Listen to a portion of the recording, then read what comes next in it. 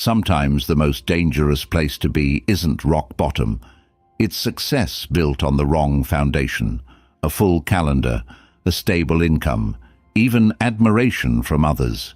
And yet, something inside you feels off, not broken, just misplaced, misaligned. Like you're walking faster every day, but further away from something true. That feeling isn't random. It's not weakness. It's your soul whispering, "This isn't it." And the Stoics knew better than anyone. Ignoring that whisper is the beginning of quiet suffering. This episode is not about panic. It's not about tearing your life apart in search of instant clarity.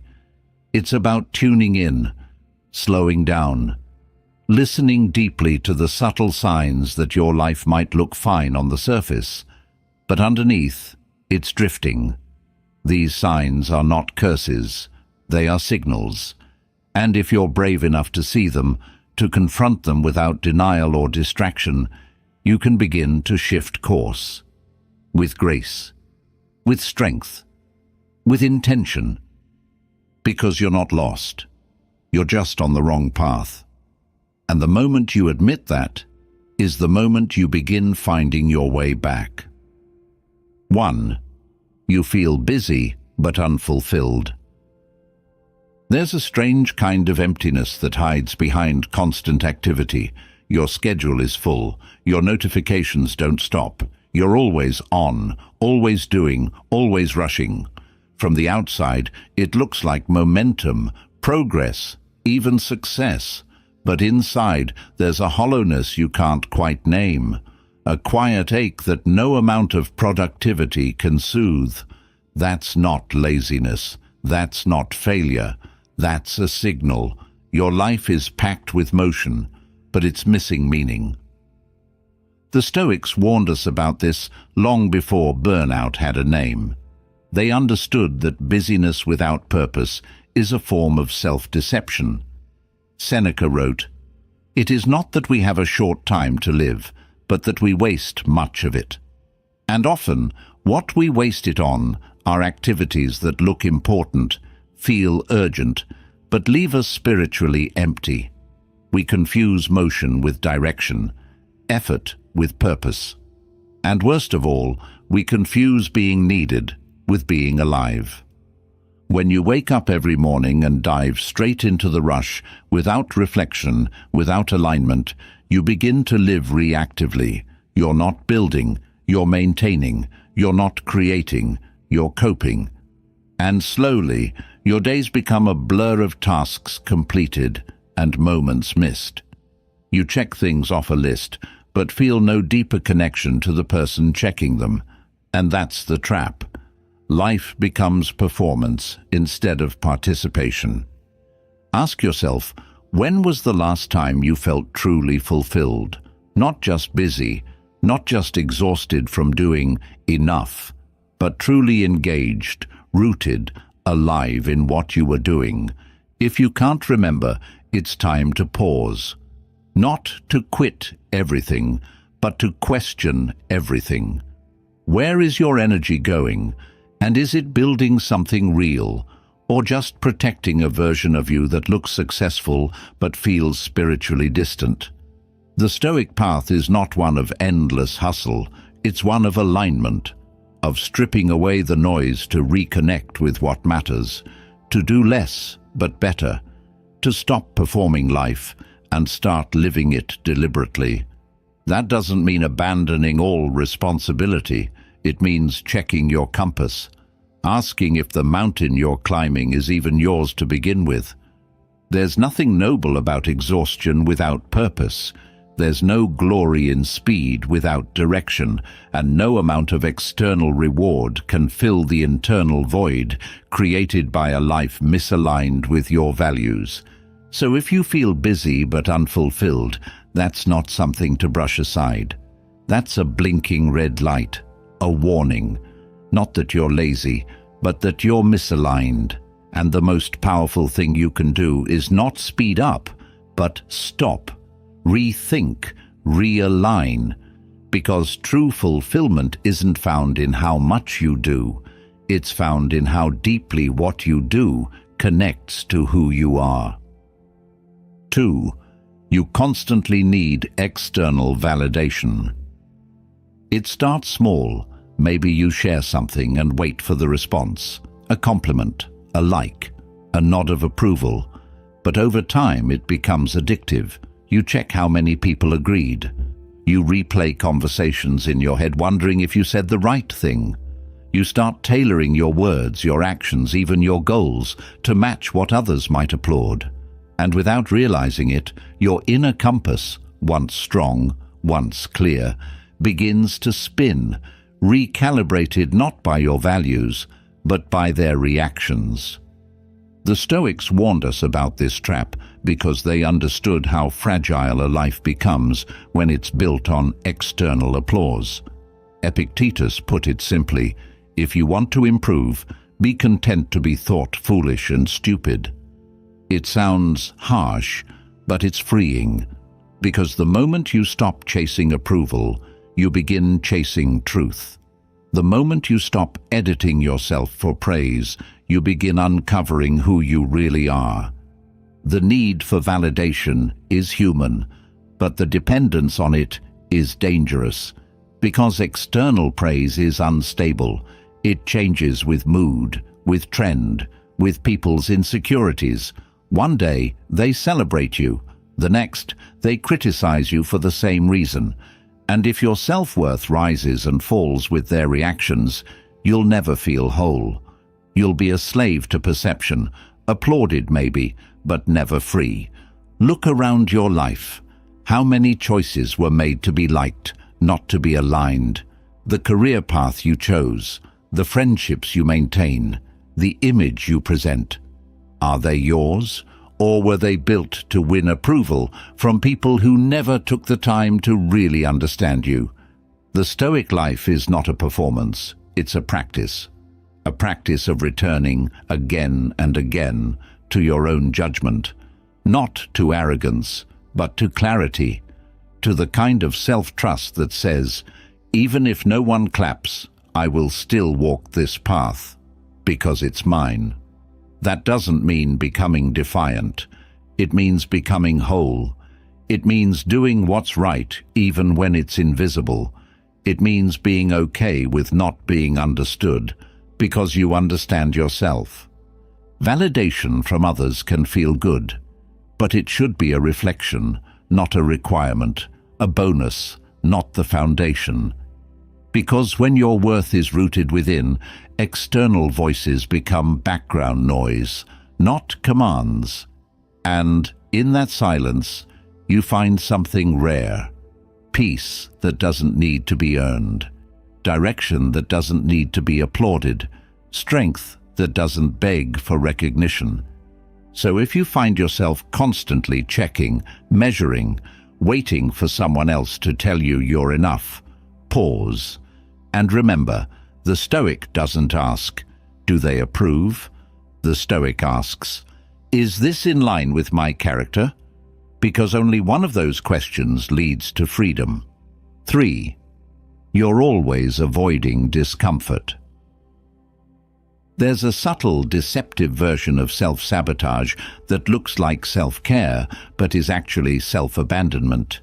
You tell yourself you're protecting your peace by avoiding difficult conversations.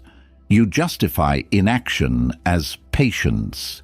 You delay decisions, calling it timing, when deep down it's fear dressed as wisdom.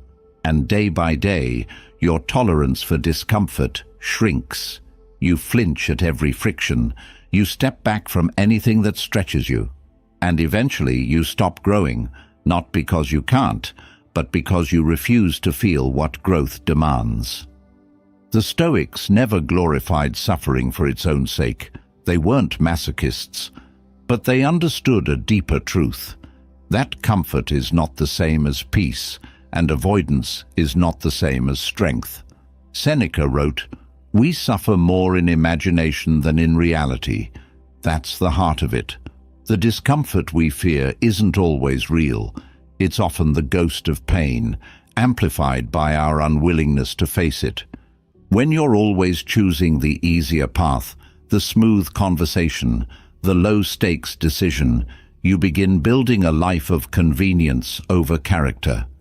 A life that feels safe but hollow, predictable but stagnant. And here's the quiet tragedy. The very thing you're running from, discomfort, is the birthplace of everything meaningful. Growth, honesty, courage, wisdom, none of these live in comfort zones. Think of the last time you avoided something uncomfortable. Maybe it was telling someone the truth. Maybe it was admitting you were wrong. Maybe it was starting something new, something that mattered, but felt too exposed. In that moment, your body wanted ease. Your mind wanted escape. And maybe you gave in. But did it actually bring peace? Or just temporary relief followed by lingering regret? Avoiding discomfort doesn't make it disappear, it makes it grow. It multiplies beneath the surface. It spreads into your habits, your relationships, your self-image, and slowly your world shrinks. You stop reaching, you stop risking, you begin to fear what you once handled with ease.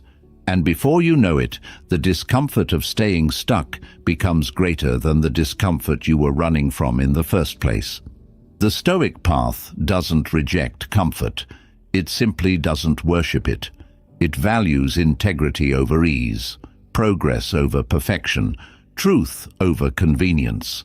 And that means developing a new relationship with discomfort, seeing it not as punishment, but as a teacher, as the thing that shows you where the work is, where the real growth lives. So how do you practice this?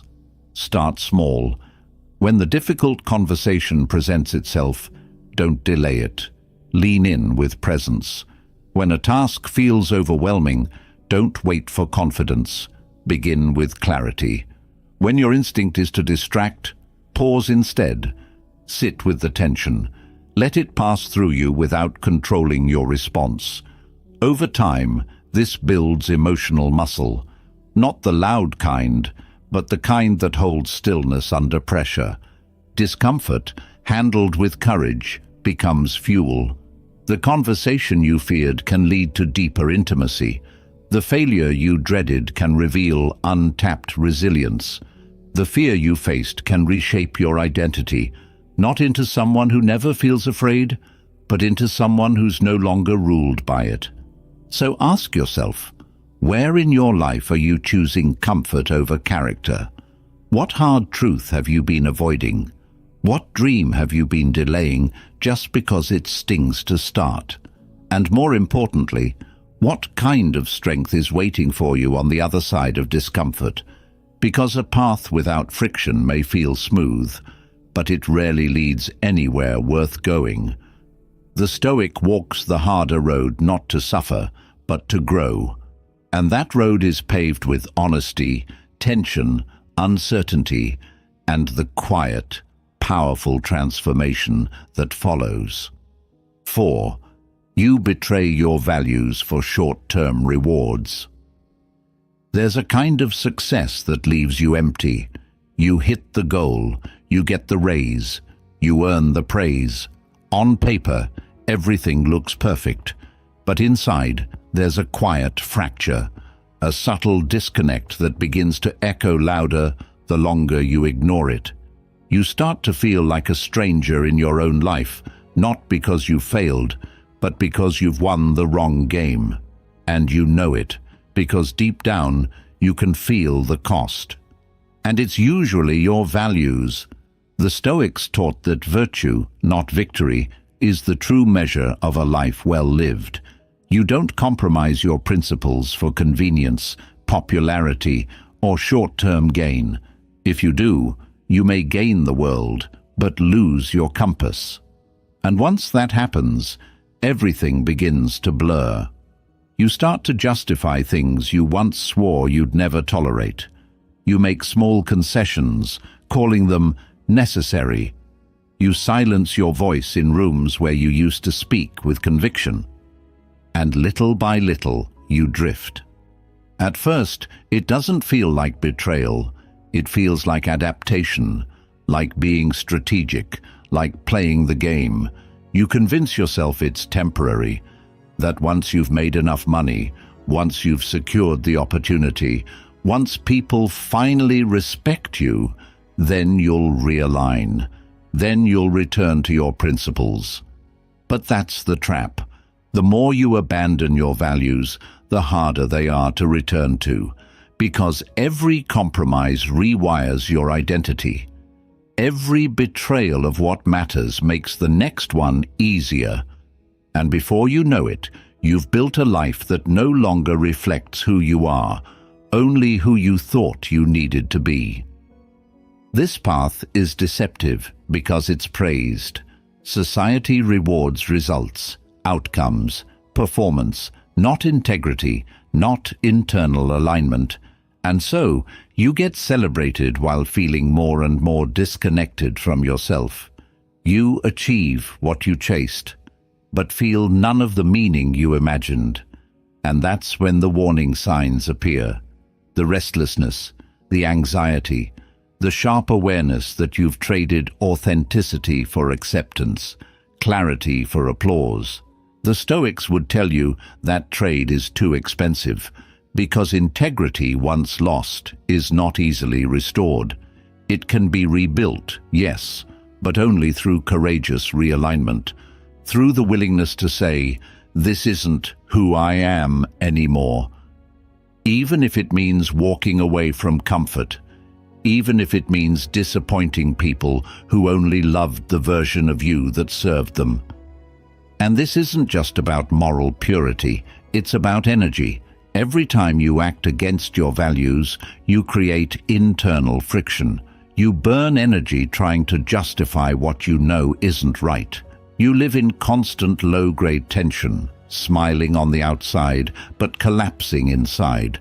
But when you live in alignment, that energy returns. You become lighter, clearer, sharper, because there's no inner war draining your focus, no identity to maintain, just truth to embody. So ask yourself with ruthless honesty, where in your life are you betraying your values for validation, comfort, or convenience? What agreements have you made, internally or externally, that go against what you know to be right? And are those rewards really worth the cost of your peace? Because the Stoic life is not about perfection, it's about course correction. It's about noticing when you've strayed and having the strength to return, to realign, to say, "I'd rather lose approval than lose myself." That kind of clarity, it's rare, but it's also the beginning of true freedom. 5. You ignore that inner whisper. There's a voice inside you that doesn't speak in sentences. It speaks in tension, in hesitation, in that deep, quiet discomfort that shows up when you're headed in the wrong direction, even if the world applauds your path. It's not loud, it doesn't scream, it whispers. And most of us spend years trying to silence it. We drown it in distraction. We bury it under logic. We tell ourselves, "This is what I'm supposed to do," even as something deep inside us is whispering, "But this isn't who I am." That whisper isn't weakness. It's your truth trying to survive. The Stoics would never call that voice emotional noise. They would call it your daemon, the part of you that knows, that sees, even when your mind is clouded by fear or ambition. Marcus Aurelius wrote of it constantly, this inner guide that isn't influenced by reward or reputation. He believed that when you live in conflict with it, no external success can bring peace. And when you live in harmony with it, no external challenge can truly disturb you. So why do we ignore it? Because that whisper is often inconvenient. It doesn't flatter your ego. It doesn't align with your current lifestyle. It disrupts plans you've already committed to. It threatens comfort. And perhaps worst of all, it demands change. Not cosmetic change, but foundational change, the kind that reorders your priorities, your identity, even your relationships. So instead, you try to quiet it. You label it as doubt or fear or just stress. You push it aside with busyness, but it never truly leaves. It waits, it watches, and every time you make a decision that contradicts it, it tightens its grip, not to punish, but to protect. Ignoring that whisper doesn't make it disappear. It just creates distance between who you are and who you pretend to be. And the longer that distance grows, the more exhausted you become. Because living out of alignment isn't just emotionally tiring, it's spiritually draining. You begin to feel disconnected from your own life, like you're starring in a movie you didn't choose, reading lines you don't believe in anymore. And that feeling? It's not depression. It's not confusion. It's a warning. There is immense courage in listening to that inner voice, especially when it tells you something you don't want to hear. Maybe it's telling you to leave, to change paths, to say no to something others would kill for. To admit that what you've built isn't truly yours. That's not rebellion. It's awakening. And while it may shake your world, it will also rebuild your integrity from the inside out. So pause, tune in. What has your soul been whispering for weeks, months, even years? What truth have you silenced because you didn't feel ready to act on it? And here's the thing, you don't need to solve everything today. You just need to stop pretending you don't hear it. You need to acknowledge it, to say, I hear you. I'm listening now, because awareness is the beginning of alignment, and alignment is the beginning of peace. The Stoic life is not about controlling every outcome. It's about controlling your orientation, your loyalty to what is true, even when it's uncomfortable. And sometimes the wisest decision you'll ever make is not to run faster or work harder, but to sit still long enough to finally hear yourself. That whisper, it's not random, it's a lifeline, and it will never leave you. Only wait for the moment you're ready to return. 6. You feel disconnected from who you used to be. There's a moment that hits you in the quiet, when the noise fades, the tasks stop, and you finally sit with yourself. And suddenly, you can't recognize the person staring back at you. You remember who you were, what lit you up, what you believed in, how you spoke, how you laughed. But now your voice feels edited, your goals feel heavy, your life feels like it belongs to someone else. A version of you built more on survival, performance, and approval than on authenticity. It doesn't happen all at once. The drift is slow. You tell yourself you're evolving, maturing, becoming more responsible. And maybe you are. But sometimes what we call growth is actually compromise. Sometimes we confuse fitting in with moving forward. And little by little, our reflection begins to blur, not from time, but from disconnection. The Stoics warned about this. Marcus Aurelius wrote, "The soul becomes dyed with the color of its thoughts, and when your thoughts are shaped by fear, comparison, or endless ambition, your soul changes color too. Not in a dramatic collapse, but in subtle shifts. The things you once loved now seem unrealistic. The convictions you held now feel inconvenient. The joy you once carried feels immature, and without noticing, you start building a life that impresses others, but estranges yourself. This disconnection isn't just philosophical, it's physical. You feel tired even after rest. You start dreading the things you used to enjoy. You smile, but it doesn't reach your eyes. You achieve, but you don't feel alive. And that's the paradox of being on the wrong path. The world might applaud you while your soul quietly withdraws. You don't need to go backwards. This isn't about nostalgia, it's about reintegration. Because who you used to be wasn't naive. They were honest, curious, raw. There was something in that version of you that you weren't supposed to grow out of. You were meant to carry it with you. The wonder, the honesty, the fire. Losing touch with that doesn't mean you've failed. It means it's time to return. Not to who you were, but to what was real in you before you began negotiating with life. Reconnection begins with brutal honesty. What parts of your current life feel like masks? What parts feel like obligations, not choices? What have you stopped doing? Not because it no longer fits, but because it no longer impresses. The answers might sting, but they will also free you. The Stoic path is not about perfection. It's about alignment. It's about waking up to the realization that evolution is supposed to expand you, not erase you.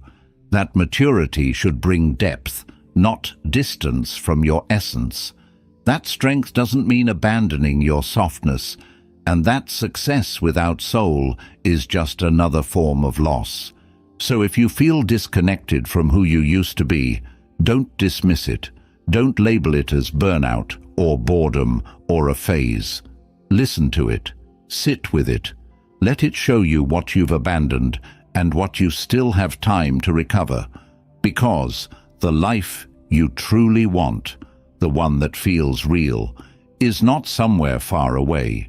It's closer than you think. It begins the moment you stop pretending and start remembering. 7. You surround yourself with people who drain you. There's no quicker way to lose your direction than to walk it with the wrong company. And yet, many of us tolerate environments that deplete us, not because we're weak, but because we confuse familiarity with alignment. We stay loyal to circles that don't inspire us. We engage in conversations that leave us dull, not wiser. We entertain relationships that challenge our peace more than they challenge our growth. And slowly, our energy is siphoned. Not in one dramatic blow, but in subtle daily leaks we learn to normalize. The Stoics were deeply mindful of influence. They understood that we don't just become what we think, we become who we're around. Seneca cautioned, "Associate with people who are likely to improve you." It wasn't elitism, it was discipline. Because your environment is not neutral, it shapes your mind, your mood, your ambition, your standards. And if you constantly surround yourself with people who gossip, complain, mock growth, or reject truth, you'll begin to lower yourself, not even consciously, but quietly. You'll become more reactive, less honest, more guarded, less inspired, and sometimes it's not obvious. The people who drain you aren't always toxic in the traditional sense. They may be kind, charming, familiar, but you'll know them by how you feel after being with them. Do you feel lighter or heavier, clearer or more confused, energized or subtly ashamed? This is the emotional audit most people avoid, because it often points to relationships that are convenient but not compatible. History, not harmony. Proximity, not purpose. The cost of staying in draining environments is not just fatigue, it's misdirection. You stop pursuing what you care about because no one around you values it. You mute your voice because those around you don't listen deeply. You lose momentum because the people in your life normalize stagnation. And slowly, you begin to question whether your dreams were ever realistic, or whether your standards were ever worth it. But the truth is, your dreams didn't die. They were just drowned out by the wrong voices. Choosing better company doesn't make you arrogant. It makes you responsible. Responsible for your energy, for your direction, for your future. The Stoic chooses his environment with the same care he chooses his thoughts, because both are shaping forces. You cannot create clarity in a cloud of noise. You cannot build peace while surrounded by chaos. And you cannot grow upward when constantly pulled sideways by those who do not share your inner vision. This doesn't mean cutting people off with cruelty. It means stepping back with quiet courage. It means protecting your focus without needing to explain it. It means being available to truth more than you are to tradition. Because alignment often demands difficult choices, especially when you realize that not everyone who came with you is meant to go with you. So pause and reflect. Who in your life gives you energy? Who drains it? Who sharpens you? Who dulls you? Who listens not just to reply, but to understand? And who, even in their silence, respects your growth? The answers are already within you. Your body knows, your energy knows, your intuition knows. Now, your responsibility is to act on what you feel, because every step you take with people who weaken you is a step away from the version of yourself you were meant to become. 8. You numb instead of reflect. There's a difference between resting and escaping, between choosing peace and chasing distraction. And in today's world, that line is thinner than ever. You've had a long day, and instead of sitting with your thoughts, you reach for the remote. You scroll endlessly. You binge something, anything, not because it brings you joy, but because silence feels unbearable. Reflection feels inconvenient. And without realizing it, you've replaced awareness with avoidance. The Stoics believed that reflection was the cornerstone of a good life, that to live without self-examination was to drift, driven not by reason, but by impulse.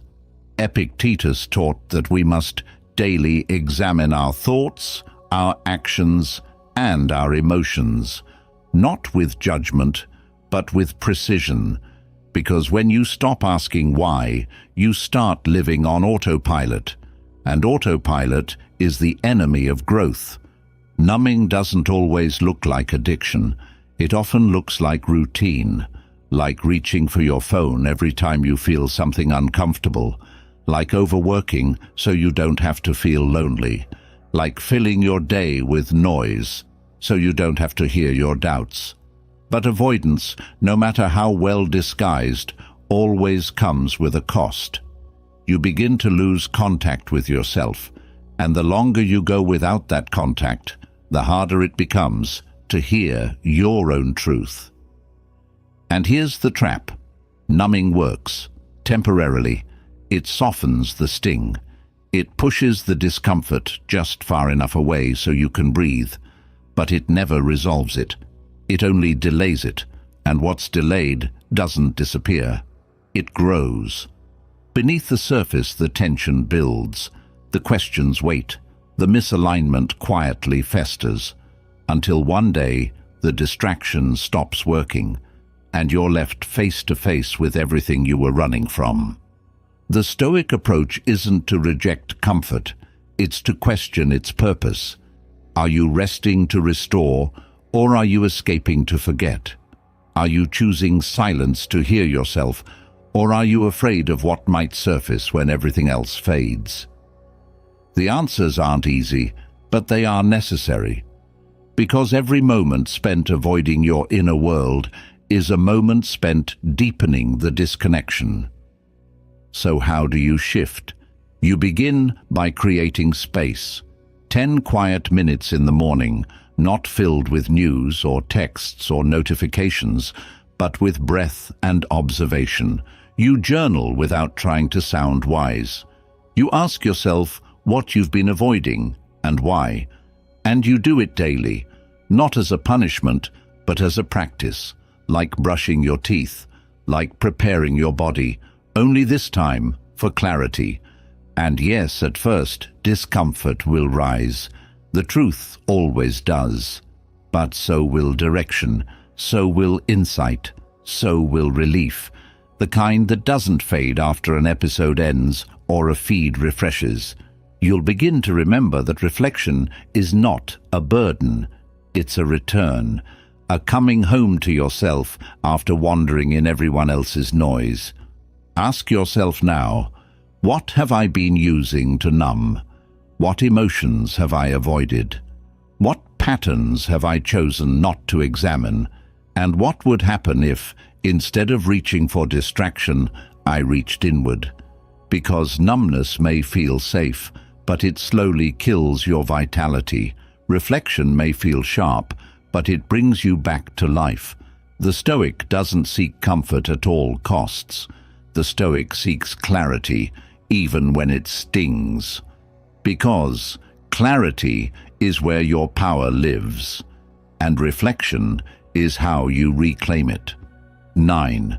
You compromise peace for the sake of being productive.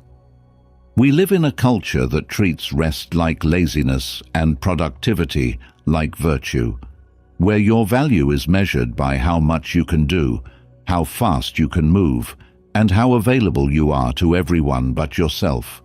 So you wake up early, grind through tasks, chase goals, answer every message, and keep going, even when your mind is fractured and your soul is begging you to slow down. And the most dangerous part? You call this strength. You call it discipline.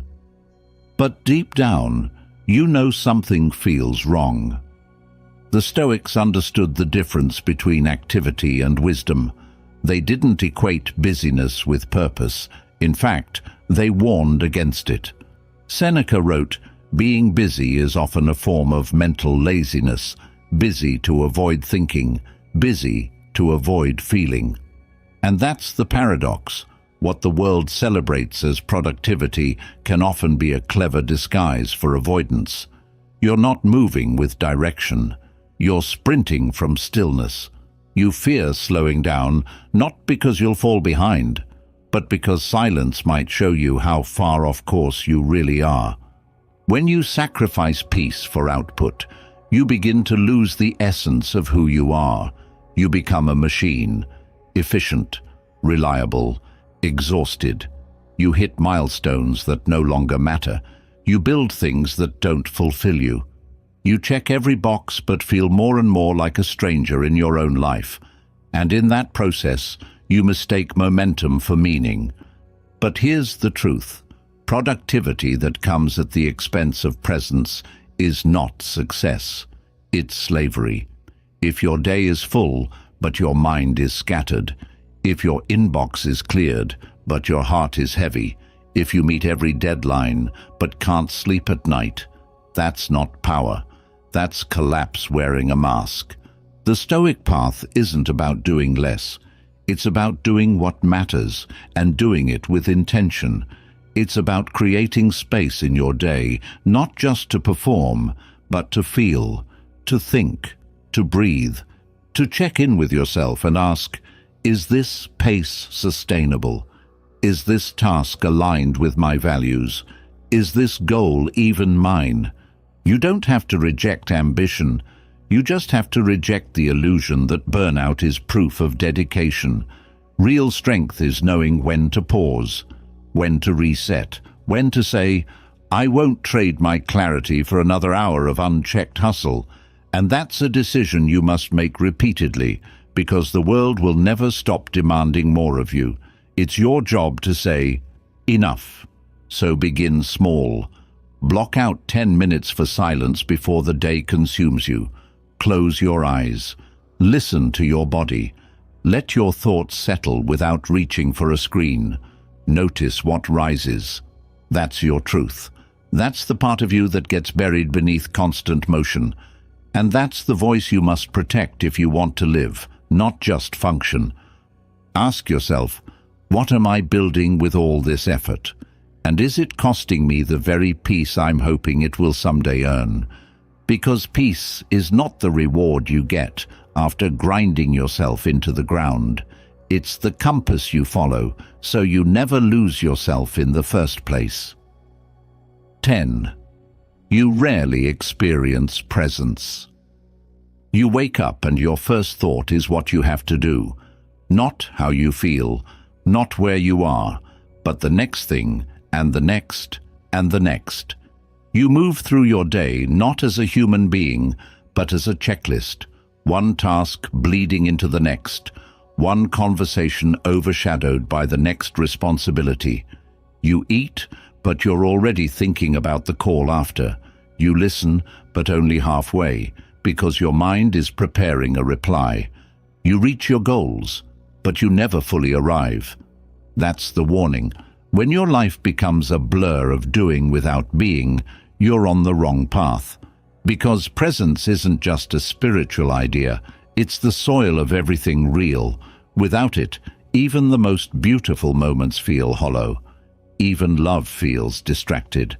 Even success feels rushed. And deep down, you start to feel like life is passing through you, not unfolding within you. The Stoics placed immense value on presence, not as escapism, but as the highest form of discipline. Marcus Aurelius wrote, "Confine yourself to the present." Why? Because the present is the only place where choice exists, where change begins, where clarity is found. Everything else, the past and the future, is noise if not anchored to this moment. But the modern world pulls us away from presence at every turn. Notifications, deadlines, comparison, constant stimulation. You're trained to believe that being on all the time is necessary, that pausing means falling behind. And so, your mind becomes a highway of distraction, always thinking ahead, always bracing for what's next. You stop noticing the texture of life, the sound of silence, the look in someone's eyes when they speak to you. You miss it all, not because you're careless, but because you've been conditioned to be elsewhere. And the cost is real. Without presence, there's no depth, no intimacy, no true joy. You laugh, but your mind is still processing the last problem. You reach milestones, but your heart isn't there to feel them. You move fast, but you're not alive. You're just available. So what's the way back? It starts with slowing down, not quitting, not running to a retreat in the mountains, just slowing down enough to observe your own mind, to see when it drifts, to notice when your body is here, but your thoughts are miles ahead. And in that noticing, you come back. Even for a moment, that's enough. One deep breath, one mindful sip of water, one conversation where you're fully there. These are the anchors. These are the proof that you're still capable of returning. The Stoics believed that control over the mind was the highest freedom, not controlling outcomes, not people, but attention. To be here, to choose not to be owned by a future that hasn't arrived or a past that no longer lives. That's power, and it's built in quiet ways. So ask yourself, when was the last time you were truly present?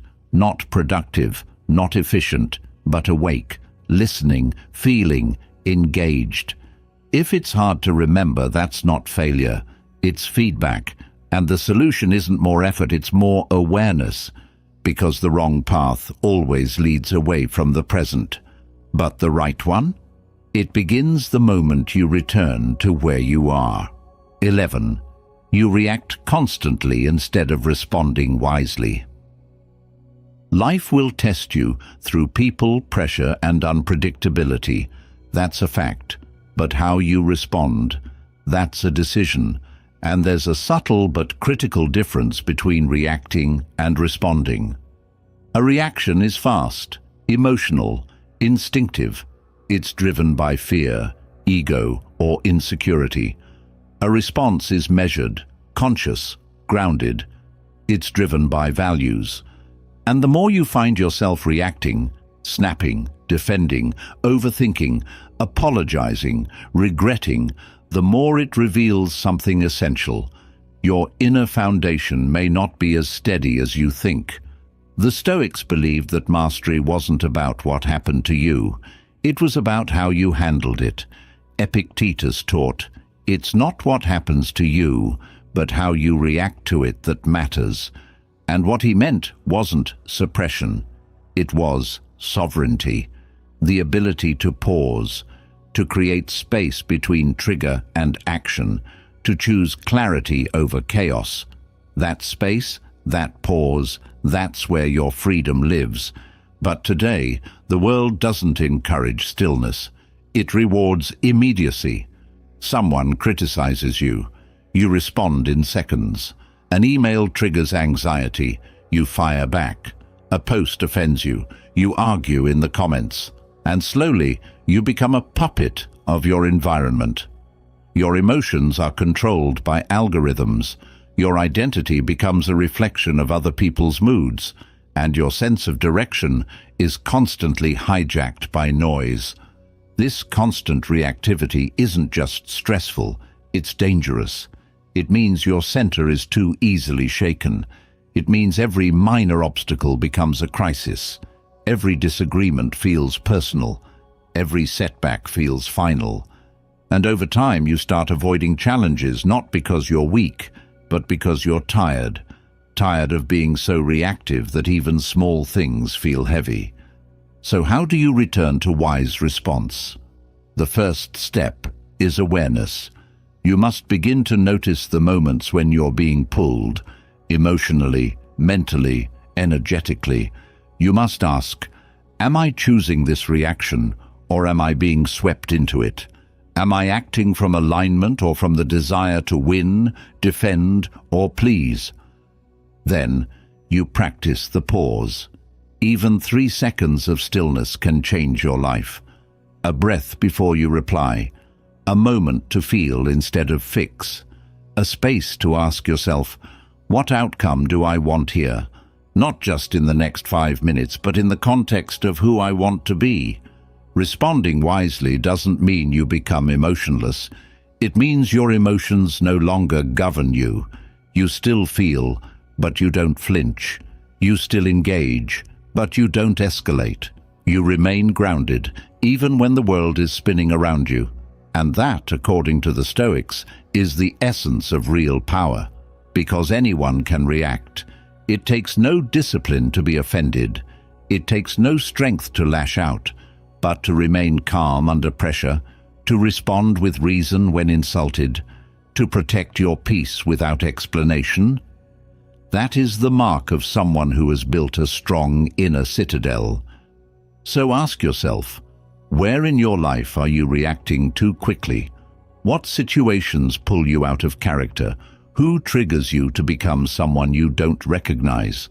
These aren't signs of failure, they're invitations to step back, to recalibrate, to reclaim control. Because if you keep reacting to life, you'll always be chasing peace. But if you start responding to it, you'll begin to lead it. 12.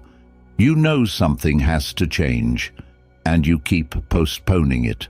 There's a kind of heaviness that doesn't come from overwork.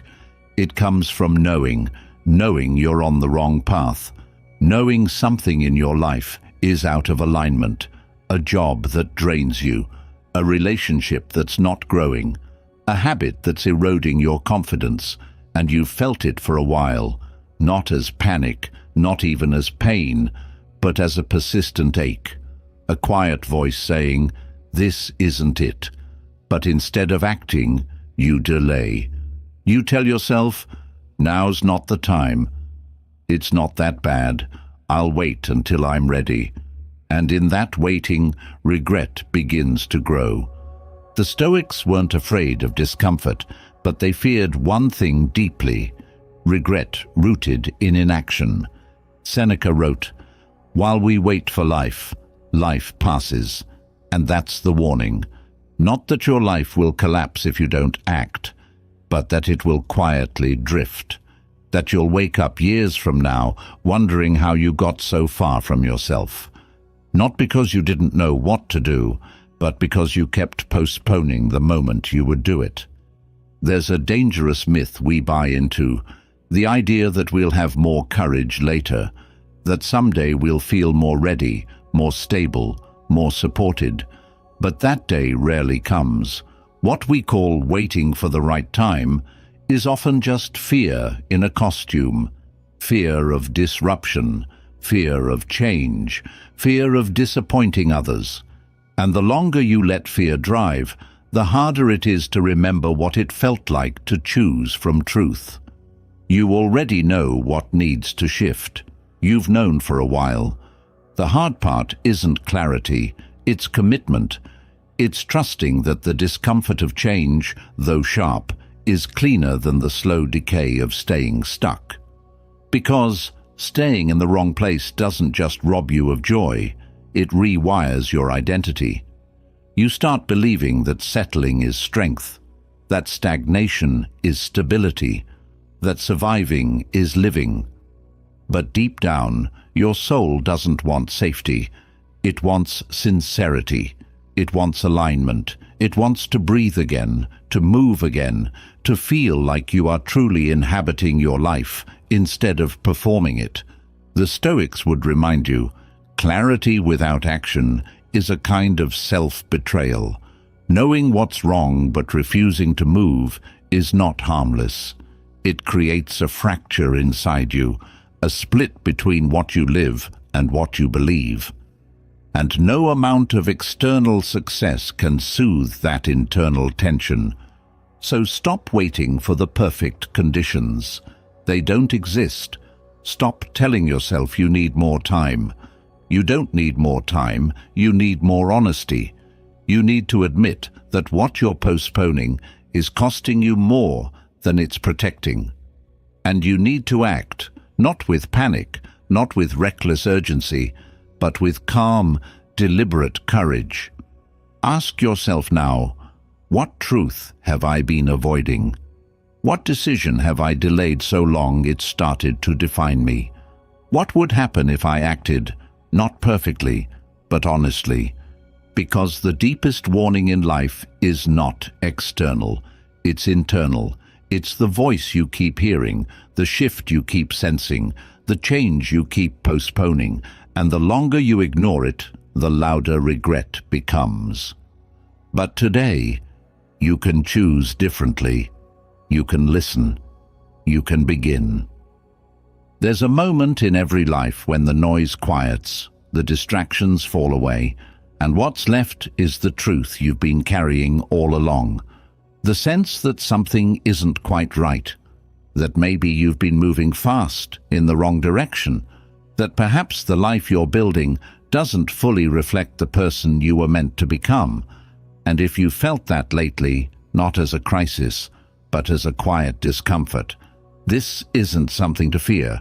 It's something to honor, because the greatest gift you can give yourself is the willingness to pause and listen, to stop just long enough to ask, is this really the life I want to keep building? Not out of self-judgment, but out of deep respect for the one life you've been given. The Stoics never promised a straight path, but they did promise clarity to those brave enough to seek it. And if this episode has done anything, let it be this. Let it remind you that misalignment is not failure, it's feedback, a compass correction, a signal that it's time to return, not to who you were, but to who you are when you're honest, present, and unafraid to change. So take one truth from today, one sign you recognize in yourself, and act on it. Not perfectly, not dramatically, but with intention, because every step back toward alignment, no matter how small, is a return to peace. And peace is not something you find at the end of the path. It's something you choose with every step. If this message spoke to something in you, share it with someone who's also been drifting. Subscribe for more reflections like this. And remember, your direction matters more than your speed. Start walking your true path today, quietly, courageously, with your eyes open.